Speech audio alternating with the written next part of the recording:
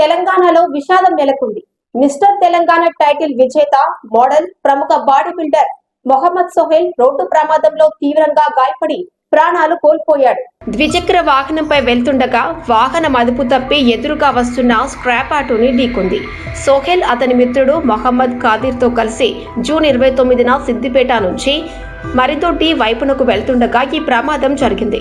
ఈ ఘటనలో తీవ్రంగా గాయపడిన సోహెల్ను వెంటనే స్థానికంగా ఉన్న హాస్పిటల్కు తరలించారు. అక్కడి నుంచి మెరుగైన ట్రీట్మెంట్ కోసం హైదరాబాద్లోని ఓ కార్పొరేట్ హాస్పిటల్కు తరలించగా అక్కడ చికిత్స పొందుతూ సోహెల్ కన్నుమూశారు. సోహెల్ స్వస్థలం సిద్దిపేట. తెలంగాణలోని పేరున్న బాడీ బిల్డర్లలో అతని పేరు ముందు వరుసలో ఉండేది. 23 ఏళ్ల వయసులోనే బాడీ బిల్డర్ గా సోహెల్ పలు ఛాంపియన్షిప్లో గెలిచాడు. జిల్లా, రాష్ట్ర, జాతీయ స్థాయిలో బాడీ బిల్డింగ్ ఛాంపియన్షిప్లో పాల్గొని విజేతగా నిలిచాడు. సోహెల్ చనిపోవడంతో సిద్దిపేటలో విషాద ఛాయలు అలుముకున్నాయి.